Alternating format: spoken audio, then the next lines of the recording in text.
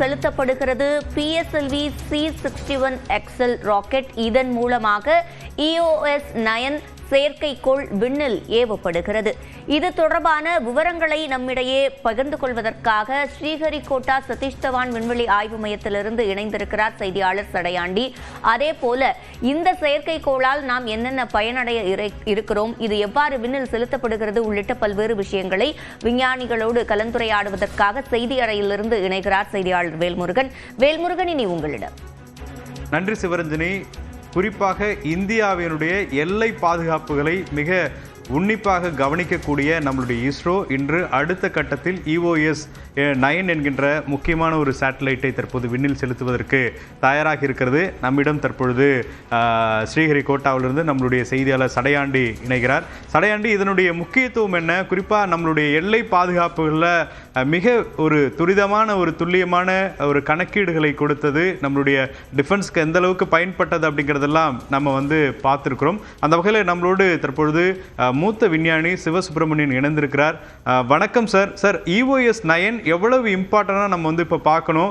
குறிப்பாக நம்மளுடைய கடந்த காலங்களில் தற்போது ஏற்பட்ட இந்த எல்லை பாதுகாப்புகளில் பல விஷயங்கள் இருந்த நிலையில் தற்போது இதை எப்படி பார்க்கலாம்? இந்த EOS-9 முக்கியத்துவம் என்னவா பார்க்கலாம் சார்? வணக்கம். இன்னும் சற்று நேரத்தில் PSLV C61 என்ற ராக்கெட் EOS-09 என்கின்ற செயற்கைக்கோளை எடுத்து செல்ல இருக்கின்றது.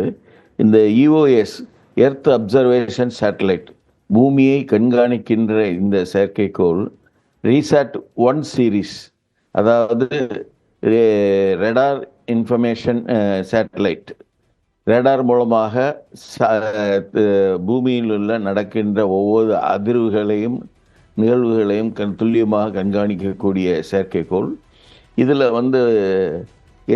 C-band டிரான்ஸ்பாண்டர் SAR பேலோடு என்கிறது சிந்தட்டிக் அப்பர்ச்சர் ரேடார் என்ற ரேடார் கருவிகளால் செயல்படுகின்ற இந்த செயற்கைக்கோளில் இதனுடைய துல்லியத்தை பார்த்தீங்கன்னா 1 மீட்டர் அக்யூரசி, அதாவது ஒவ்வொரு இடத்திற்கும் உள்ள 1 மீட்டர் அக்யூரசியில் பூமியில் இருக்கின்றத 587 உயரத்தில் இருந்து, அதாவது இதனுடைய உயரம் 2 வருஷம் இது செயல்படும்.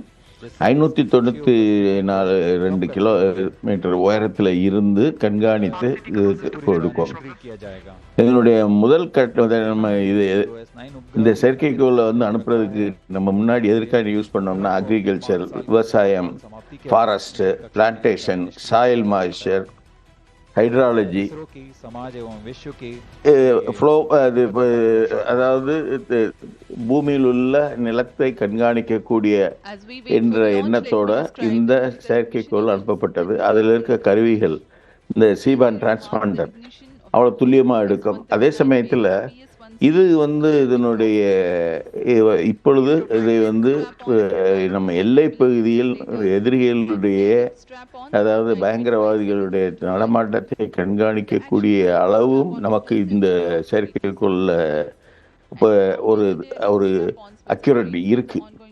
இது மூலமாக செயற்கைக்கோள் எவ்வளவு போகிற சமயத்தில் 0.5 மீட்டர் இன்ட்டு 0.35 மீட்டர், அதாவது அரை மீட்டர் மீட்டர் அக்யூரேட்டில் நம்ம நடக்கிற சம்பவங்களை கண்காணிக்கக்கூடிய திறன் இந்த செயற்கைக்கோளில் இருக்குது.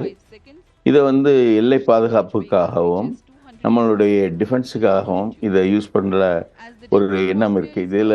இதில் முக்கியமான விஞ்ஞான ரீதியில் பார்த்தீங்கன்னா இதில் இருக்க அந்த SAR பேலோடு டாப்லர் டெக்னிக்கில் யூஸ் பண்ணி ரொம்ப அக்யூரேட்டாக எடுக்குது. அதாவது செயற்கைக்கோள் மேலே போயிட்டு இருக்க சமயத்திலே பூமியில் நடக்கிற மூமெண்ட்டையும் பார்த்து இம்மீடியட்டாக கண்காணிக்க முடியும். அதுவும் இல்லாமல் அந்த சேட்டலைட் பார்க்கக்கூடிய ஸ்வாத்துன்னு சொல்லுவாங்க, எவ்வளோ தூரத்தை பார்த்துக்கிட்டே போதோ அது பார்க்குற டிஸ்டன்ஸும் இதில் ரொம்ப குறைவாக 15 கிலோமீட்டர்